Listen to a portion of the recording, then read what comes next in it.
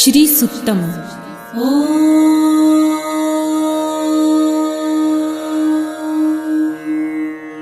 हिरण्यवर्णां हरिणीं सुवर्णरजतस्रजां चन्द्रां हिरण्मयीं लक्ष्मीं जातवेदो महावः ताम आवह जातवेदो लक्ष्मीमनपगामिनीं यस्यां हिरण्यं विन्देयं गामश्वं पुरुषानहम् अश्वपूर्वां रथमध्यां हस्तिनादप्रबोधिनीं श्रियं देवीमुपह्वये श्रीर्मा देवी जुषतां कासोस्मितां हिरण्यप्राकाराम् आर्द्रां ज्वलन्तीं तृप्तां तर्पयन्तीं पद्मे स्थितां पद्मवर्णां तामिहोपह्वये श्रियं चन्द्रां प्रभासां यशसा ज्वलन्तीं श्रियं लोके देवजुष्टामुदारां तां पद्मिनीं शरणमहं प्रपद्ये लक्ष्मीर्मे नश्यतां त्वां वृणे आदित्यवर्णे तपसोऽधिजातो वनस्पतिस्तव वृक्षोऽथ बिल्वः तस्य फलानि तपसानुदन्तु मायान्तरायाश्च बाह्या अलक्ष्मीः उपैतु मां देवसखः कीर्तिश्च मणिना सह प्रादुर्भूतो सुराष्ट्रेऽस्मिन् कीर्तिमृद्धिं ददातु मे शुत्वपासामलां ज्येष्ठाम् अलक्ष्मीं नाशयाम्यहम् अभूतिं समृद्धिं च सर्वानिर्णुद मे गृहात् गन्धद्वारां दुराधर्षां नित्यपुष्टां करिषिणीम् ईश्वरीं सर्वभूतानां तामिहोपह्वये श्रियम् मनसः काममाकुतिं वाचः सत्यमशीमहि पशूनां रूपमन्नस्य मयि श्रेयतां यशः कर्दमे प्रजाभूता मयि सम्भव कर्दम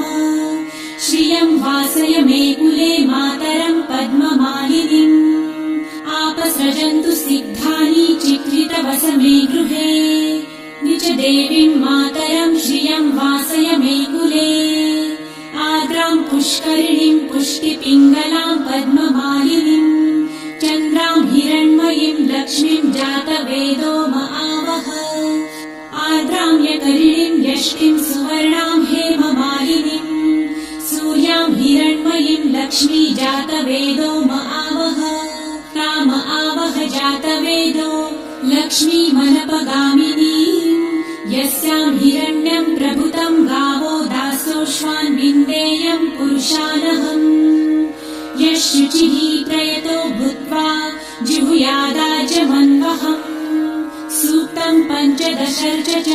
श्रीकामः सततं जपेत् पद्मानने पद्म उरु पद्माक्षी पद्मसम्भवे तन्मे भजसि पद्मक्षी येन सौख्यं लभाम्यहम् अश्वदायै गोदायै धनदायै महाधने धनं मे लभतां देवी सर्वकामाश्च देहि मे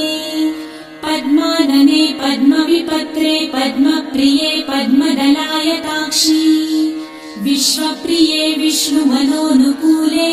त्वत्पादपद्मं मयि सन्निधस्त्वम् पुत्रपौत्रं धनं धान्यं हस्ताश्वादिगवेरथम् प्रजानां भवसि माता आयुष्मन्तं करोतु मे धनमग्निर्धनं वायुर्धनं सूर्यो धनं वसु धनमिन्द्रो बृहस्पतिर्वरुणं धनमस्तु मे वैनतेय सोमं पिबतु वृतः सोमं धनस्य सोमिनो मह्यं ददातु सोमिनः न क्रोधो न च मात्सर्य न लोभो नाशुभामतिः भवन्ति कृतपुण्यानां भक्तानां श्रीसूक्तं जपेत् सरसिजनिलये सरोजहस्ते धवलतरां सुखगन्धमाल्यशोभे भगवती हरिवल्लभे मनोज्ञे त्रिभुवनभूतिकरी प्रसीद मह्यम् विष्णुपत्नीं क्षमां देवी माधवी माधवप्रियां लक्ष्मीं प्रियसखीं देवीं नमाम्यच्युतवल्लभाम् महालक्ष्मीं च विद्महे विष्णुपत्नी च धीमहि तन्नो लक्ष्मी प्रचोदयात् श्रीवर्चस्वमायुष्यमारोग्यमाविधाक्षोभमानं महि प्रदीयते। धान्यं धनं पशुं बहुपुत्रलाभं शतसंवत्सरं दीर्घमायुः। ॐ शान्ति शान्ति शान्तिः।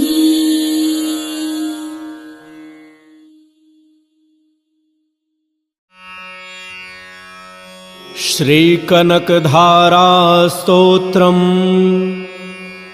हम सभी जीवन में आर्थिक तंगी को लेकर बेहद परेशान रहते हैं। धन प्राप्ति के लिए हर संभव श्रेष्ठ उपाय करना चाहते हैं। धन प्राप्ति और धन संचय के लिए आदि शंकराचार्य द्वारा वर्णित कनकधारा स्तोत्र एवं यंत्र चमत्कारिक रूप से लाभ प्रदान करते हैं। आइए भगवान आदि शंकराचार्य द्वारा रचित श्री कनकधारा स्तोत्र का पाठ करते हैं। अंगम हरेह पुलक भूषणमाश्रयन्ति भृंगांगनेव मुकुलाभरणं तमालम् अंगीकृता अखिल विभूतिर्पांगलीला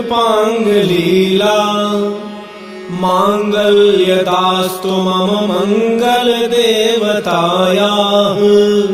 मुग्धा मुहुर्विदधति वदने मुरारेः प्रेमत्रपा प्रणिहितानि गतागतानि मालादृशोर्मधुकरीव महोत्पलेया सा मे श्रियं दिशतु सागर संभवायाः विश्वामरेन्द्र पदविभ्रमदानदाक्षम् आनंद हेतुरधिकं मुरविद्विषोऽपि ईशन्निषीदतु मयि क्षणमीक्षणार्धम् इन्दीवरोदर सहोदरमिन्दिरायाः आमीलिताक्षमधिगम्य मुदा मुकुन्दम् आनन्दकन्दमनिमेषमनङ्गतन्त्रम् आकेकरस्थितिकनीनिकपक्ष्मनेत्रम् भूत्यै भवेन्मम भुजङ्गशयाङ्गनायाः बाह्वान्तरे मूर्जितः श्रितकौस्तुभेया हारावलीव हरिनीलमयी विभाति कामप्रदा भगवतोऽपि कटाक्षमाला कल्याणमावहतु मे कमलालयायाः कालाम्बुदालिललितो रसिकैटभारेर्धाराधरे स्फुरति या तडिदङ्गनेव मातुः समस्तजगतां महनीयमूर्तिर्भद्राणि मे दिशतु भार्गवनन्दनाया प्राप्तं पदं प्रथमतः खलु यत्प्रभावात् माङ्गल्यभाजि मधुमाथिनि मन्मथेन मय्यापतेत तदिह मन्थरमीक्षणार्ध मन्दालसं च मकरालय कन्यकायाः दद्याद्दयानुपवनो द्रविणाम्बुधाराम् अस्मिन् किञ्चन विहङ्गशिशौ विषण्णे दुष्कर्म धर्ममपनीय चिराय दूरम् नारायण प्रणयनी नयनाम्बुवाहः इष्टाविशिष्टमतयोऽपि यया दयार्द दृष्ट्या त्रिविष्टपपदं सुलभं लभन्ते दृष्टिः प्रहृष्टकमलोदरदीप्तिरिष्टाम् पुष्टिं कृषिष्ट मम पुष्करवेष्टरायाः गीर्देवतेति गरुडध्वजसुन्दरीति शाकम्भरीति शशिशेखरवल्लभेति सृष्टिस्थितिप्रलयकेलिषु संस्थितायै तस्यै नमस्त्रिभुवनैकगुरोस्तरुण्यै श्रुत्यै नमोऽस्तु शुभकर्मफलप्रसूत्यै रत्यै नमोऽस्तु रमणीयगुणार्णवायै शक्त्यै नमोऽस्तु शतपत्रनिकेतनायै पुष्ट्यै नमोऽस्तु पुरुषोत्तमवल्लभायै नमोऽस्तु नालीकनिभाननायै नमोऽस्तु दुग्धोदधिजन्मभूत्यै नमोऽस्तु सोमामृतसोदरायै नमोऽस्तु नारायणवल्लभायै नमोऽस्तु हेमाम्बुजपीठिकायै नमोऽस्तु भूमण्डलनायिकायै नमोऽस्तु देवादिदयापरायै नमोऽस्तु शाङ्गार्युधवल्लभायै नमोऽस्तु देव्यै भृगुनन्दनायै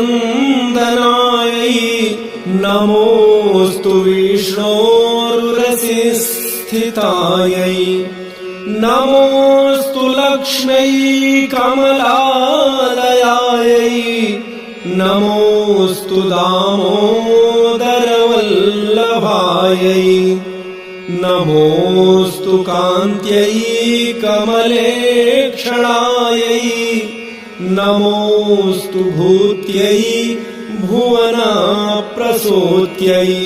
नमोऽस्तु देवादिभिर्चिन्तायै नमोऽस्तु नन्दात्मजवल्लभायै सम्पत्कराणि सकलेन्द्रियनन्दनानि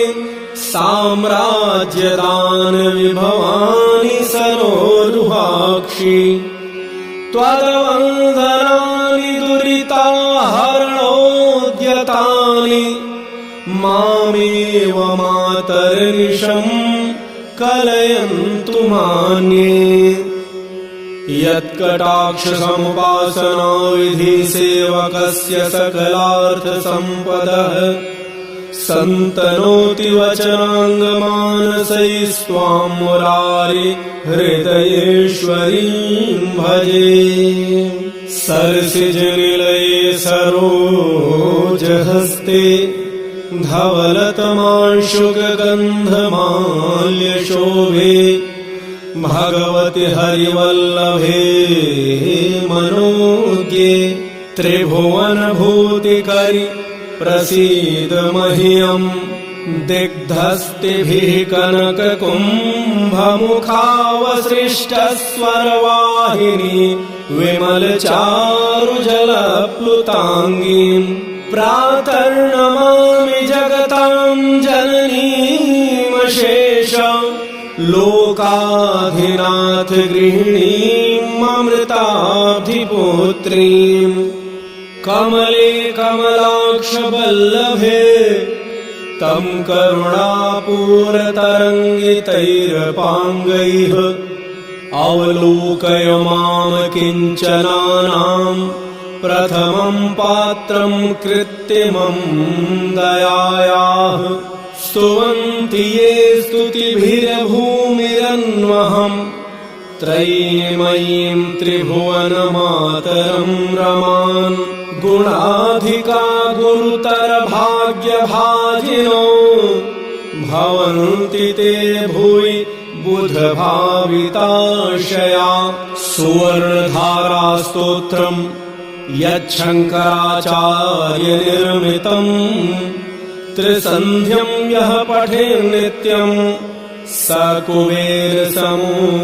भवेत् इति श्रीमच्छङ्कराचार्यविरचितम्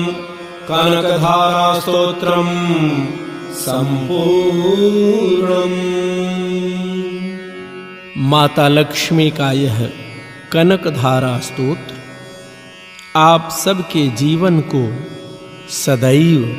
धन धान्य से पूर्ण रखे। जय मां लक्ष्मी।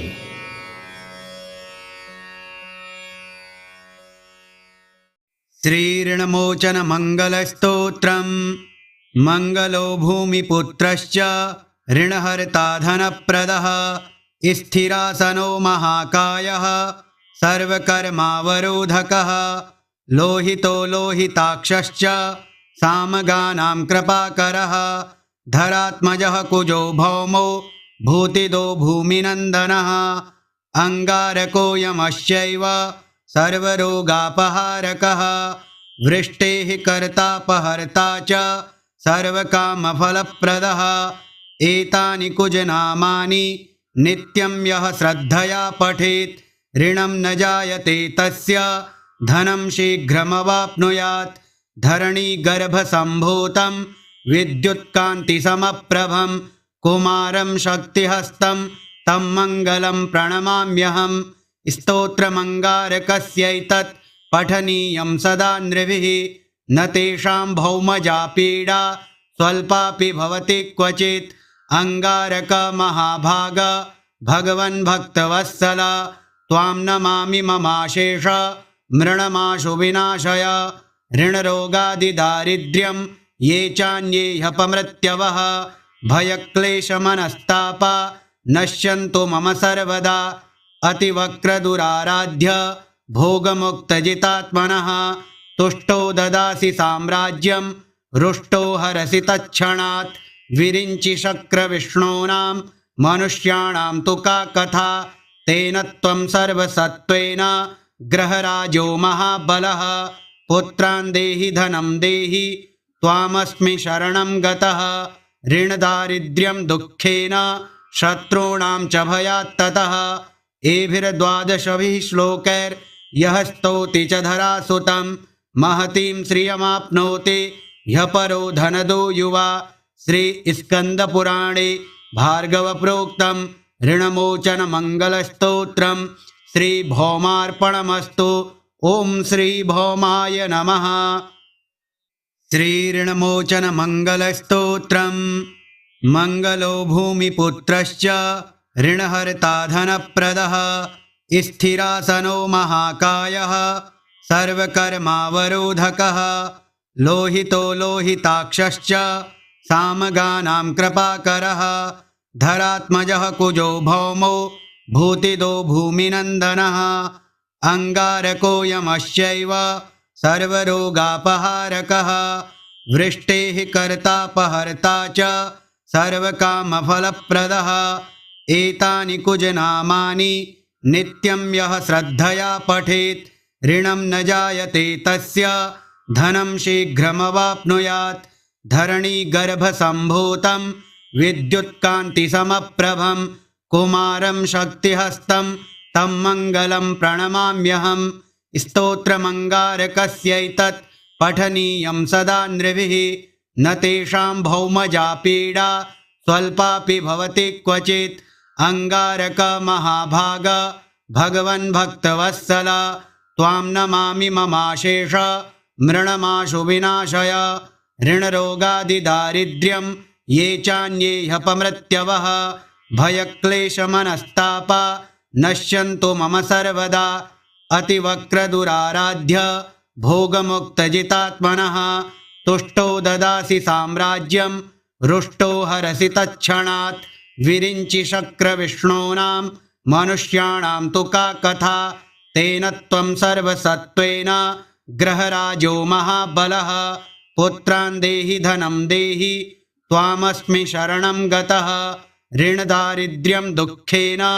शत्रूणां च भयात्ततः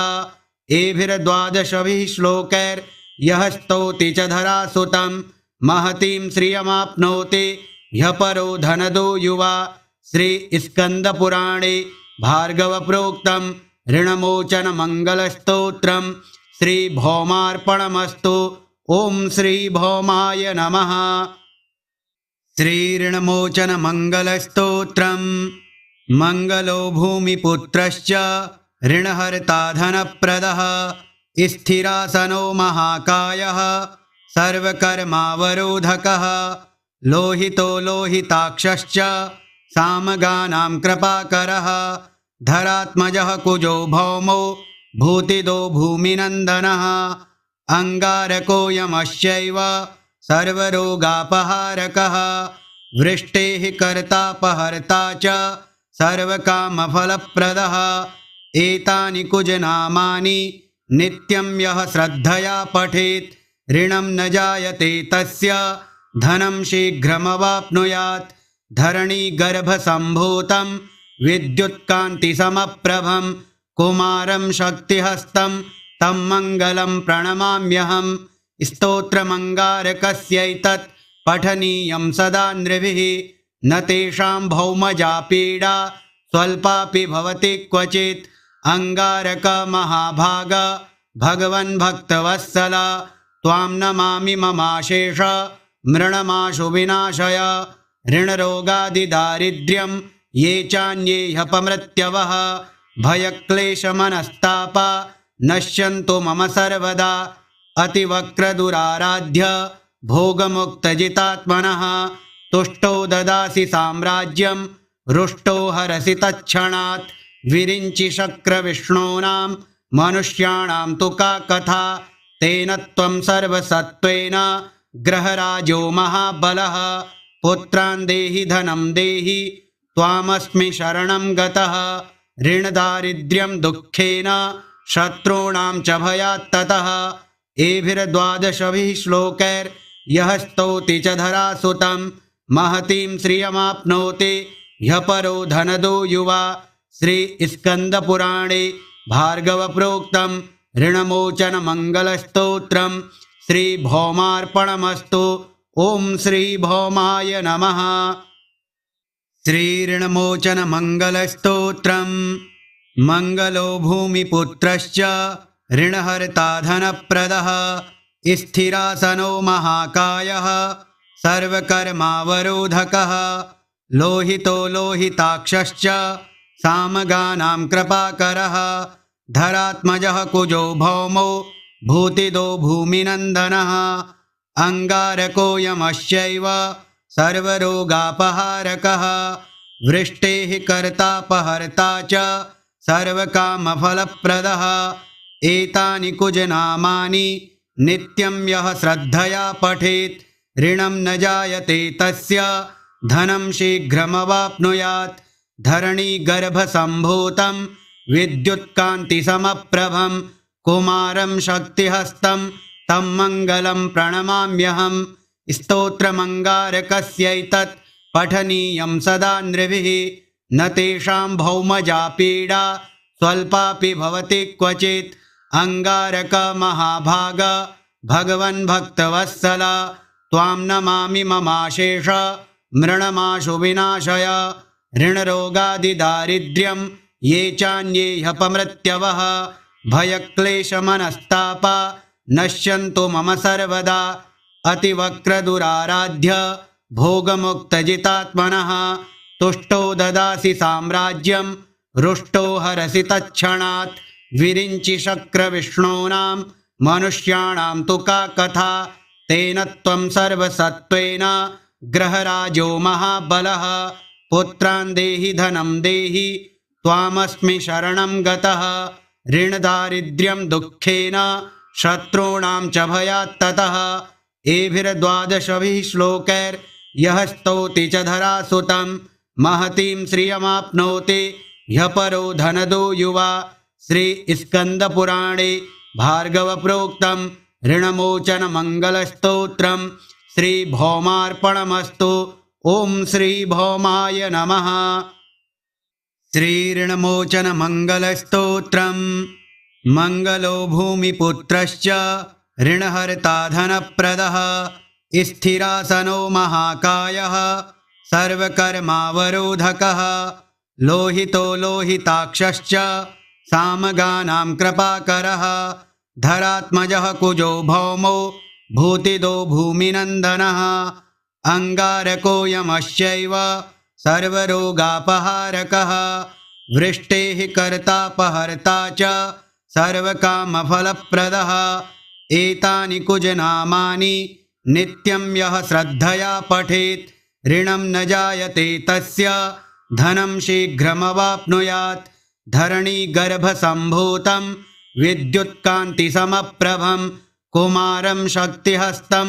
तं मङ्गलं प्रणमाम्यहम् स्तोत्रमङ्गारकस्यैतत् पठनीयं सदा नृभिः न तेषां भौमजा पीडा स्वल्पापि भवति क्वचित् अंगारक महाभाग भगवन् भक्तवत्सल त्वां नमामि ममाशेष मृणमाशु विनाशय ऋणरोगादिदारिद्र्यं ये चान्ये ह्यपमृत्यवः भयक्लेशमनस्तापा नश्यन्तु मम सर्वदा अतिवक्रदुराराध्य भोगमुक्तजितात्मनः तुष्टो ददासि साम्राज्यं रुष्टो हरसि तत्क्षणात् विरिञ्चि शक्रविष्णूनां मनुष्याणां तु का कथा तेन त्वं सर्वसत्त्वेन ग्रहराजो महाबलः पुत्रान् देहि धनं देहि त्वामस्मि शरणं गतः ऋणदारिद्र्यं दुःखेन शत्रूणां च भयात्ततः एभिर्द्वादशभिः श्लोकैर्यः स्तौति च धरासुतं महतीं श्रियमाप्नोति ह्यपरो धनदो युवा श्री स्कंदपुराणे भार्गवप्रोक्तं ऋणमोचन मंगलस्तोत्रं श्री भौमार्पणमस्तु। ओम श्री भौमाय नमः। श्री ऋणमोचन मंगलस्तोत्रं मंगलो भूमिपुत्रश्च ऋणहर्ता धनप्रदः स्थिरासनो महाकायः सर्वकर्मावरोधकः लोहितो लोहिताक्षश्च सामगानां कृपाकरः धरात्मजः कुजो भौमो भूतिदो भूमिनन्दनः अंगारकोऽयमश्चैव सर्वरोगापहारकः वृष्टेः कर्तापहर्ता च सर्वकामफलप्रदः एतानि कुजनामानि नित्यं यः श्रद्धया पठेत् ऋणं न जायते तस्य धनं शीघ्रमवाप्नुयात् धरणीगर्भसम्भूतं विद्युत्कान्तिसमप्रभं कुमारं शक्तिहस्तं तं मङ्गलं प्रणमाम्यहम् स्तोत्रमङ्गारकस्यैतत् पठनीयं सदा नृभिः न तेषां भौमजा पीडा स्वल्पापि भवति क्वचित् अंगारक महाभाग भगवन् भक्तवत्सल त्वां नमामि ममाशेष मृणमाशु विनाशय ऋणरोगादिदारिद्र्यं ये चान्ये ह्यपमृत्यवः भयक्लेशमनस्तापा नश्यन्तु मम सर्वदा अतिवक्रदुराराध्य भोगमुक्तजितात्मनः तुष्टो ददासि साम्राज्यं रुष्टो हरसि तत्क्षणात् विरिञ्चि शक्रविष्णूनां मनुष्याणां तु का कथा तेन त्वं सर्वसत्त्वेन ग्रहराजो महाबलः पुत्रान् देहि धनं देहि त्वामस्मि शरणं गतः ऋणदारिद्र्यं दुःखेन शत्रूणां च भयात्ततः एभिर्द्वादशभिः श्लोकैर्यः स्तौति च धरासुतं महतीं श्रियमाप्नोति ह्यपरो धनदो युवा श्री स्कंदपुराणे भार्गवप्रोक्तं ऋणमोचन मंगलस्तोत्रं श्री भौमार्पणमस्तु। ओम श्री भौमाय नमः। श्री ऋणमोचन मंगलस्तोत्रं मंगलो भूमिपुत्रश्च ऋणहर्ता धनप्रदः स्थिरासनो महाकायः सर्वकर्मावरोधकः लोहितो लोहिताक्षश्च सामगानां कृपाकरः धरात्मजः कुजो भौमो भूतिदो भूमिनन्दनः अंगारकोऽयमश्चैव सर्वरोगापहारकः वृष्टेः कर्तापहर्ता च सर्वकामफलप्रदः एतानि कुजनामानि नित्यं यः श्रद्धया पठेत् ऋणं न जायते तस्य धनं शीघ्रमवाप्नुयात् धरणीगर्भसम्भूतं विद्युत्कान्तिसमप्रभं कुमारं शक्तिहस्तं तं मङ्गलं प्रणमाम्यहम् स्तोत्रमङ्गारकस्यैतत् पठनीयं सदा नृभिः न तेषां भौमजा पीडा स्वल्पापि भवति क्वचित् अंगारक महाभाग भगवन् भक्तवत्सल त्वां नमामि ममाशेष मृणमाशु विनाशय ऋणरोगादिदारिद्र्यं ये चान्ये ह्यपमृत्यवः भयक्लेशमनस्तापा नश्यन्तु मम सर्वदा अतिवक्रदुराराध्य भोगमुक्तजितात्मनः तुष्टो ददासि साम्राज्यं रुष्टो हरसि तत्क्षणात् विरिञ्चि शक्रविष्णूनां मनुष्याणां तु का कथा तेन त्वं सर्वसत्त्वेन ग्रहराजो महाबलः पुत्रान् देहि धनं देहि त्वामस्मि शरणं गतः ऋणदारिद्र्यं दुःखेन शत्रूणां च भयात्ततः एभिर्द्वादशभिः श्लोकैर्यः स्तौति च धरासुतं महतीं श्रियमाप्नोति ह्यः परो धनदो युवा श्री स्कंदपुराणे भार्गवप्रोक्तं ऋणमोचनमङ्गलस्तोत्रं श्रीभौमार्पणमस्तु। ओं श्रीभौमाय नमः। श्रीऋणमोचनमङ्गलस्तोत्रं मङ्गलो भूमिपुत्रश्च ऋणहर्ता धनप्रदः स्थिरासनो महाकायः सर्वकर्मावरोधकः लोहितो लोहिताक्षश्च सामगानां कृपाकरः धरात्मजः कुजो भौमो भूतिदो भूमिनन्दनः अंगारकोऽयमस्यैव सर्वरोगापहारकः वृष्टेः कर्तापहर्ता च सर्वकामफलप्रदः एतानि कुजनामानि नित्यं यः श्रद्धया पठेत् ऋणं न जायते तस्य धनं शीघ्रमवाप्नुयात् धरणीगर्भसम्भूतं विद्युत्कान्तिसमप्रभं कुमारं शक्तिहस्तं तं मङ्गलं प्रणमाम्यहम् स्तोत्रमङ्गारकस्यैतत् पठनीयं सदा नृभिः न तेषां भौमजा पीडा स्वल्पापि भवति क्वचित् अंगारक महाभाग भगवन् भक्तवत्सल त्वां नमामि ममाशेष मृणमाशु विनाशय ऋणरोगादिदारिद्र्यं ये चान्ये ह्यपमृत्यवः भयक्लेशमनस्तापा नश्यन्तु मम सर्वदा अतिवक्रदुराराध्य भोगमुक्तजितात्मनः तुष्टो ददासि साम्राज्यं रुष्टो हरसि तत्क्षणात् विरिञ्चि शक्रविष्णूनां मनुष्याणां तु का कथा तेन त्वं सर्वसत्त्वेन ग्रहराजो महाबलः पुत्रान् देहि धनं देहि त्वामस्मि शरणं गतः ऋणदारिद्र्यं दुःखेन शत्रूणां च भयात्ततः एभिर्द्वादशभिः श्लोकैर्यः स्तौति च धरासुतं महतीं श्रियमाप्नोति ह्यः परो धनदो युवा श्री स्कंदपुराणे भार्गवप्रोक्तं ऋणमोचनमङ्गलस्तोत्रं श्रीभौमार्पणमस्तु। ओं श्रीभौमाय नमः। श्रीऋणमोचनमङ्गलस्तोत्रं मङ्गलो भूमिपुत्रश्च ऋणहर्ता धनप्रदः स्थिरासनो महाकायः सर्वकर्मावरोधकः लोहितो लोहिताक्षश्च सामगानां कृपाकरः धरात्मजः कुजो भौमो भूतिदो भूमिनन्दनः अंगारकोऽयमस्यैव सर्वरोगापहारकः वृष्टेः कर्तापहर्ता च सर्वकामफलप्रदः एतानि कुजनामानि नित्यं यः श्रद्धया पठेत् ऋणं न जायते तस्य धनं शीघ्रमवाप्नुयात् धरणीगर्भसम्भूतं विद्युत्कान्तिसमप्रभं कुमारं शक्तिहस्तं तं मङ्गलं प्रणमाम्यहम् स्तोत्रमङ्गारकस्यैतत् पठनीयं सदा नृभिः न तेषां भौमजा पीडा स्वल्पापि भवति क्वचित् अंगारक महाभाग भगवन् भक्तवत्सल त्वां नमामि ममाशेष मृणमाशु विनाशय ऋणरोगादिदारिद्र्यं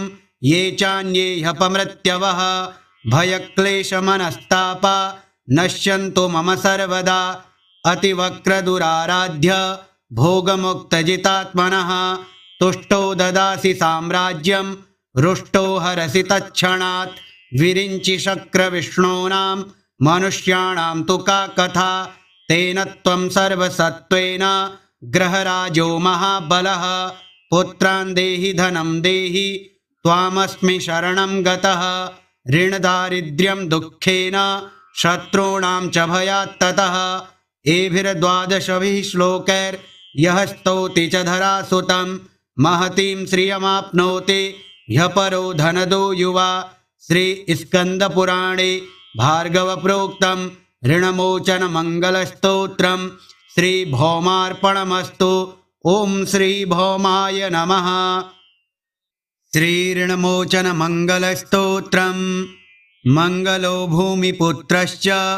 ऋणहर्ता धनप्रदः स्थिरासनो महाकायः सर्वकर्मावरोधकः लोहितो लोहिताक्षश्च सामगानां कृपाकरः धरात्मजः कुजो भौमो भूतिदो भूमिनन्दनः अंगारको यमश्चैव सर्वरोगापहारकः वृष्टेः कर्तापहर्ता च सर्वकामफलप्रदः एतानि कुजनामानि नित्यं यः श्रद्धया पठेत् ऋणं न जायते तस्य धनं शीघ्रमवाप्नुयात् धरणीगर्भसम्भूतं विद्युत्कान्तिसमप्रभं कुमारं शक्तिहस्तं तं मङ्गलं प्रणमाम्यहं स्तोत्रमङ्गारकस्यैतत् पठनीयं सदा नृभिः न तेषां भौमजा पीडा स्वल्पापि भवति क्वचित् अंगारक महाभाग भगवन् भक्तवत्सल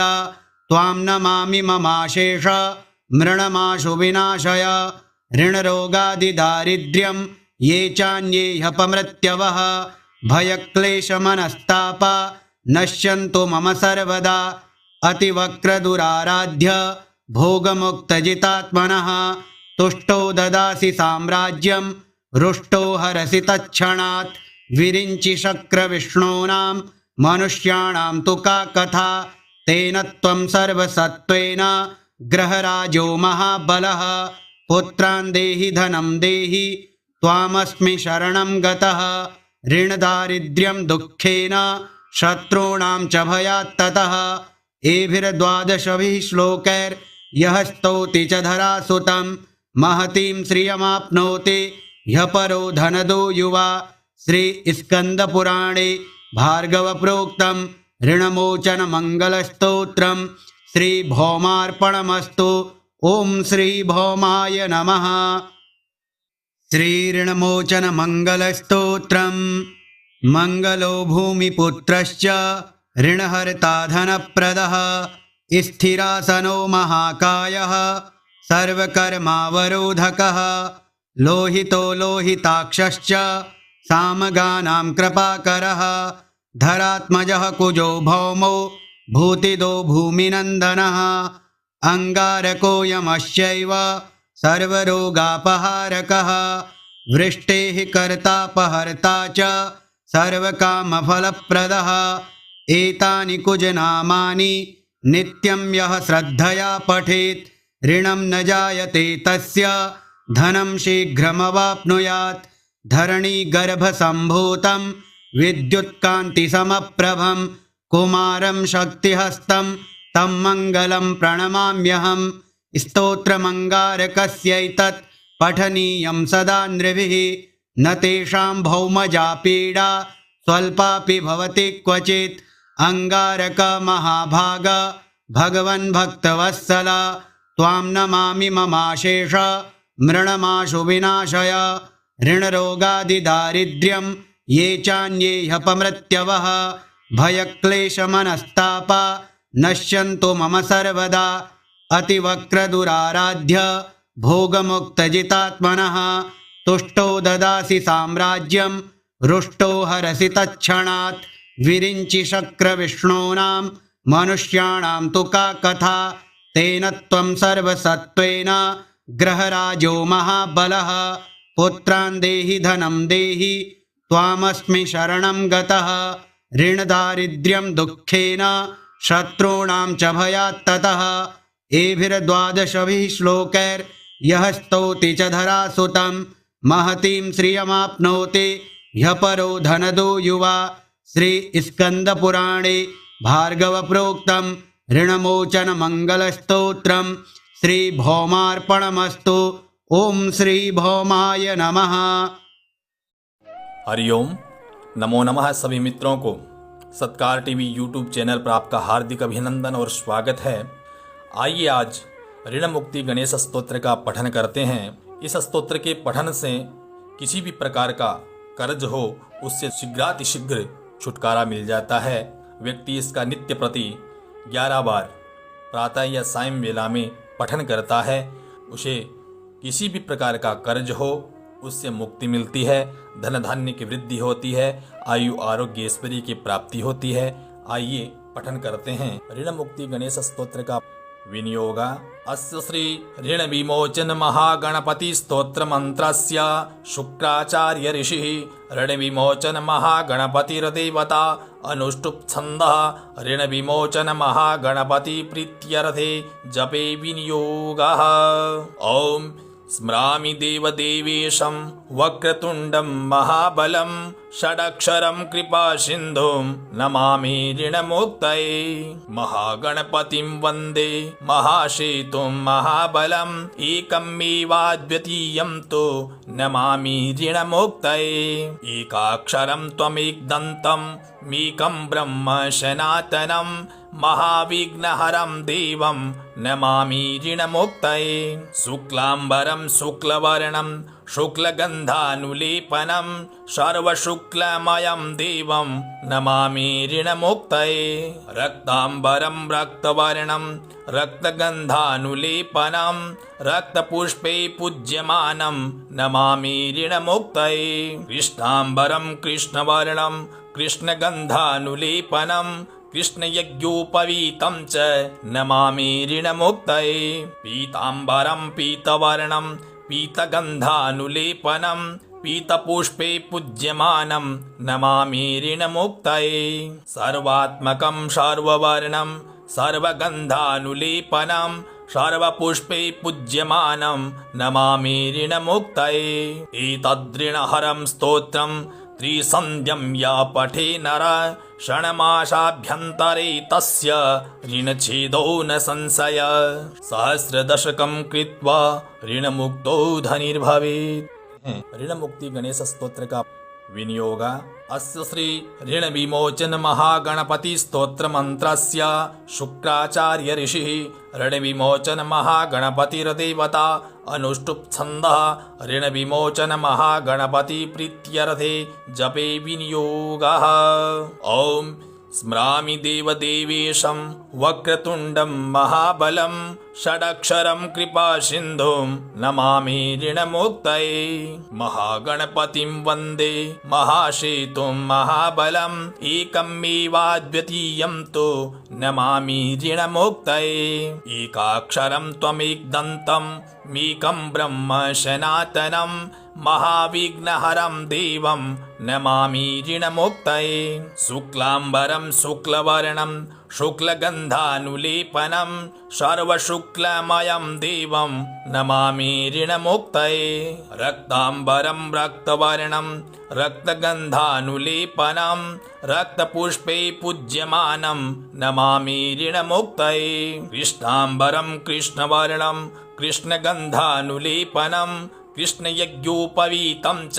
नमामि ऋणमुक्तये। पीताम्बरं पीतवर्णं पीतगन्धानुलेपनं पीतपुष्पे पूज्यमानं नमामि ऋणमुक्तये। सर्वात्मकं सर्ववर्णं सर्वगन्धानुलेपनं सर्वपुष्पे पूज्यमानं नमामि ऋणमुक्तये। एतद्ऋणहरं स्तोत्रं त्रिसन्ध्यं या पठे नरः षण्मासाभ्यन्तरे तस्य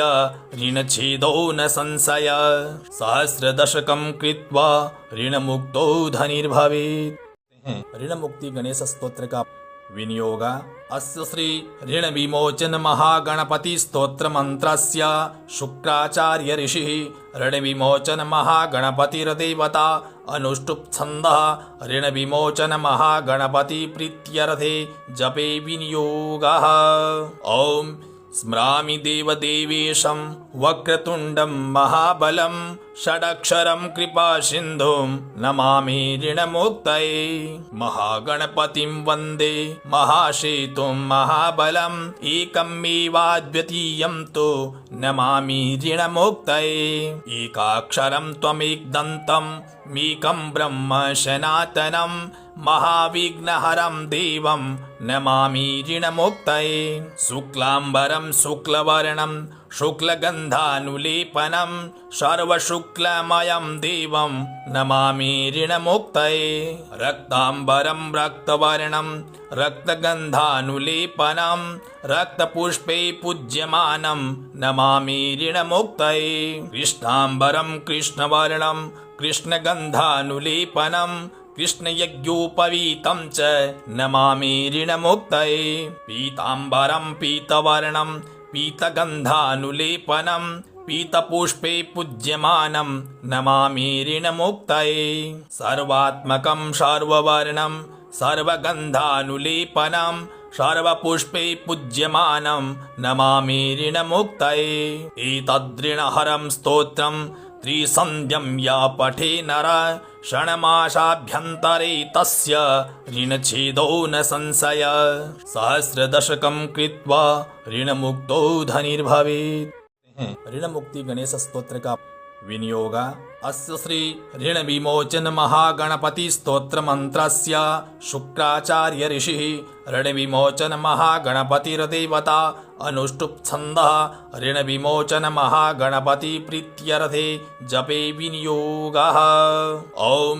स्मरामि देवदेवेशं वक्रतुण्डं महाबलं षडक्षरं कृपासिन्धुं नमामि ऋणमुक्तये महागणपतिं वन्दे महासेतुं महाबलम् एकमेवाद्वितीयं तु नमामि ऋणमुक्तये एकाक्षरं त्वमेकदन्तं मेकं ब्रह्म सनातनं महाविघ्नहरं देवं नमामि ऋणमुक्तये शुक्लाम्बरं शुक्लवर्णं शुक्लगन्धानुलेपनं सर्वशुक्लमयं देवं नमामि ऋणमुक्तये रक्ताम्बरं रक्तवर्णं रक्तगन्धानुलेपनं रक्तपुष्पे पूज्यमानं नमामि ऋणमुक्तये कृष्णाम्बरं कृष्णवर्णं कृष्णगन्धानुलेपनं कृष्णयज्ञोपवीतं च नमामि ऋणमुक्तये पीताम्बरं पीतवर्णं पीतगन्धानुलेपनं पीतपुष्पे पूज्यमानं नमामि ऋणमुक्तये सर्वात्मकं सर्ववर्णं सर्वगन्धानुलेपनं सर्वपुष्पे पूज्यमानं नमामि ऋणमुक्तये एतद्ऋणहरं स्तोत्रं त्रिसन्ध्यं या पठे नर षण्मासाभ्यन्तरे तस्य ऋणच्छेदो न संशय सहस्रदशकं कृत्वा ऋणमुक्तो धनिर्भवेत्। ऋण मुक्ति गणेश स्तोत्र का विनियोग अस्य श्री ऋण विमोचन महागणपति स्तोत्र मंत्रस्य शुक्राचार्य ऋषिः ऋण विमोचन महागणपतिर्देवता अनुष्टुप् छन्दः ऋण विमोचन महागणपति प्रीत्यर्थे जपे विनियोगः। ओम स्मरामि देवदेवेशं वक्रतुण्डं महाबलं षडक्षरं कृपासिन्धुं नमामि ऋणमुक्तये महागणपतिं वन्दे महासेतुं महाबलम् एकमेवाद्वितीयं तु नमामि ऋणमुक्तये एकाक्षरं त्वमेकदन्तं मेकं ब्रह्म सनातनं महाविघ्नहरं देवं नमामि ऋणमुक्तये शुक्लाम्बरं शुक्लवर्णं शुक्लगन्धानुलेपनं सर्वशुक्लमयं देवं नमामि ऋणमुक्तये रक्ताम्बरं रक्तवर्णं रक्तगन्धानुलेपनं रक्तपुष्पे पूज्यमानं नमामि ऋणमुक्तये कृष्णाम्बरं कृष्णवर्णं कृष्णगन्धानुलेपनं कृष्णयज्ञोपवीतं च नमामि ऋणमुक्तये पीताम्बरं पीतवर्णं पीतगन्धानुलेपनं पीतपुष्पे पूज्यमानं नमामि ऋणमुक्तये सर्वात्मकं सर्ववर्णं सर्वगन्धानुलेपनं सर्वपुष्पे पूज्यमानं नमामि ऋणमुक्तये एतद्ऋणहरं स्तोत्रं त्रिसन्ध्यं या पठे नर षण्मासाभ्यन्तरे तस्य ऋणच्छेदो न संशय सहस्रदशकं कृत्वा ऋणमुक्तो धनिर्भवेत्। ऋण मुक्ति गणेश स्तोत्र का विनियोग अस्य श्री ऋण विमोचन महागणपति स्तोत्र मंत्रस्य शुक्राचार्य ऋषि ऋण विमोचन महागणपतिर्देवता अनुष्टुप् छन्दः ऋण विमोचन महागणपति प्रीत्यर्थे जपे विनियोगः। ओम स्मरामि देवदेवेशं वक्रतुण्डं महाबलं षडक्षरं कृपासिन्धुं नमामि ऋणमुक्तये महागणपतिं वन्दे महासेतुं महाबलम् एकमेवाद्वितीयं तु नमामि ऋणमुक्तये एकाक्षरं त्वमेकदन्तं मेकं ब्रह्म सनातनं महाविघ्नहरं देवं नमामि ऋणमुक्तये शुक्लाम्बरं शुक्लवर्णं शुक्लगन्धानुलेपनं सर्वशुक्लमयं देवं नमामि ऋणमुक्तये रक्ताम्बरं रक्तवर्णं रक्तगन्धानुलेपनं रक्तपुष्पे पूज्यमानं नमामि ऋणमुक्तये कृष्णाम्बरं कृष्णवर्णं कृष्णगन्धानुलेपनं कृष्णयज्ञोपवीतं च नमामि ऋणमुक्तये पीताम्बरं पीतवर्णं पीतगन्धानुलेपनं पीतपुष्पे पूज्यमानं नमामि ऋणमुक्तये सर्वात्मकं सर्ववर्णं सर्वगन्धानुलेपनं सर्वपुष्पे पूज्यमानं नमामि ऋणमुक्तये एतद्ऋणहरं स्तोत्रं त्रिसन्ध्यं या पठे नर षण्मासाभ्यन्तरे तस्य ऋणच्छेदो न संशय सहस्रदशकं कृत्वा ऋणमुक्तो धनिर्भवेत्। ऋण मुक्ति गणेश स्तोत्र का विनियोग अस्य श्री ऋण विमोचन महागणपति स्तोत्र मंत्रस्य शुक्राचार्य ऋषि ऋण विमोचन महागणपतिर्देवता अनुष्टुप् छन्दः ऋण विमोचन महागणपति प्रीत्यर्थे जपे विनियोगः। ओम स्मरामि देवदेवेशं वक्रतुण्डं महाबलं षडक्षरं कृपासिन्धुं नमामि ऋणमुक्तये महागणपतिं वन्दे महासेतुं महाबलम् एकमेवाद्वितीयं तु नमामि ऋणमुक्तये एकाक्षरं त्वमेकदन्तं मेकं ब्रह्म सनातनं महाविघ्नहरं देवं नमामि ऋणमुक्तये शुक्लाम्बरं शुक्लवर्णं शुक्लगन्धानुलेपनं सर्वशुक्लमयं देवं नमामि ऋणमुक्तये रक्ताम्बरं रक्तवर्णं रक्तगन्धानुलेपनं रक्तपुष्पे पूज्यमानं नमामि ऋणमुक्तये कृष्णाम्बरं कृष्णवर्णं कृष्णगन्धानुलेपनं कृष्णयज्ञोपवीतं च नमामि ऋणमुक्तये पीताम्बरं पीतवर्णं पीतगन्धानुलेपनं पीतपुष्पे पूज्यमानं नमामि ऋणमुक्तये सर्वात्मकं सर्ववर्णं सर्वगन्धानुलेपनं सर्वपुष्पे पूज्यमानं नमामि ऋणमुक्तये एतद्ऋणहरं स्तोत्रं त्रिसन्ध्यं या पठे नर षण्मासाभ्यन्तरे तस्य ऋणच्छेदो न संशय सहस्रदशकं कृत्वा ऋणमुक्तो धनिर्भवेत्। ऋण मुक्ति गणेश स्तोत्र का विनियोग अस्य श्री ऋण विमोचन महागणपति स्तोत्र मंत्रस्य शुक्राचार्य ऋषि ऋण विमोचन महागणपतिर्देवता अनुष्टुप् छन्दः ऋण विमोचन महागणपति प्रीत्यर्थे जपे विनियोगः। ओम स्मरामि देवदेवेशं वक्रतुण्डं महाबलं षडक्षरं कृपासिन्धुं नमामि ऋणमुक्तये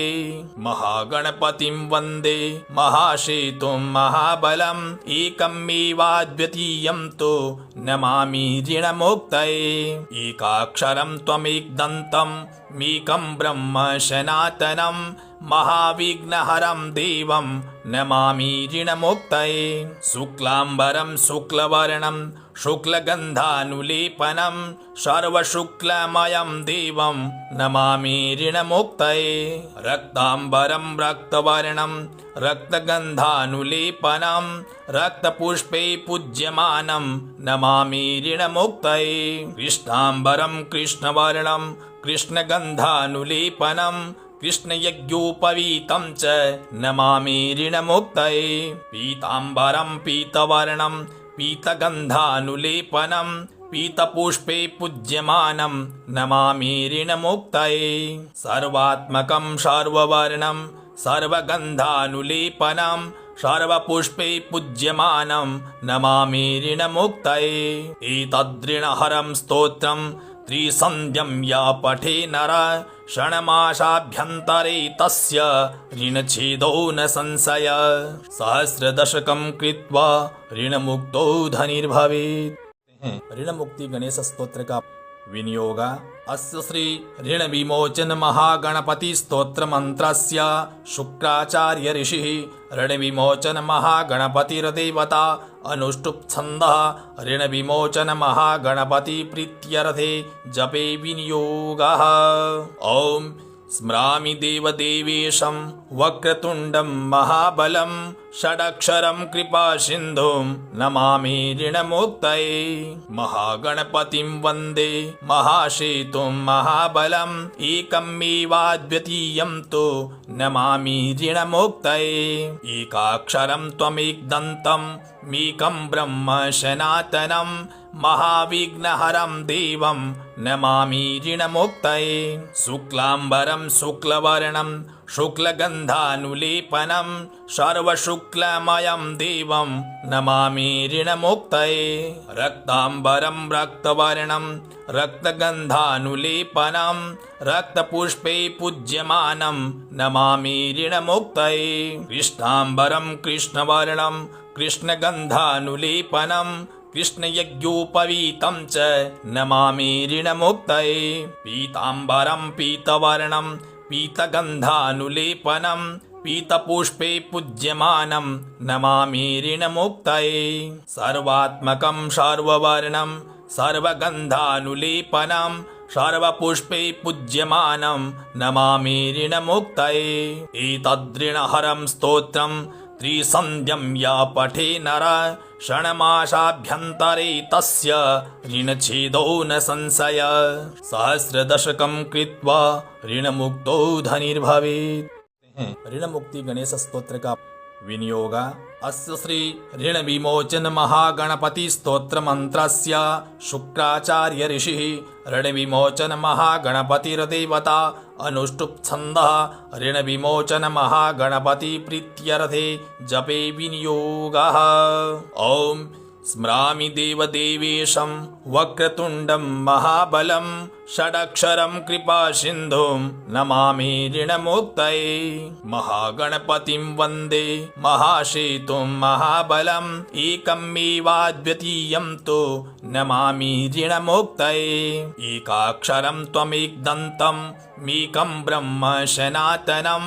महाविघ्नहरं देवं नमामि ऋणमुक्तये शुक्लाम्बरं शुक्लवर्णं शुक्लगन्धानुलेपनं सर्वशुक्लमयं देवं नमामि ऋणमुक्तये रक्ताम्बरं रक्तवर्णं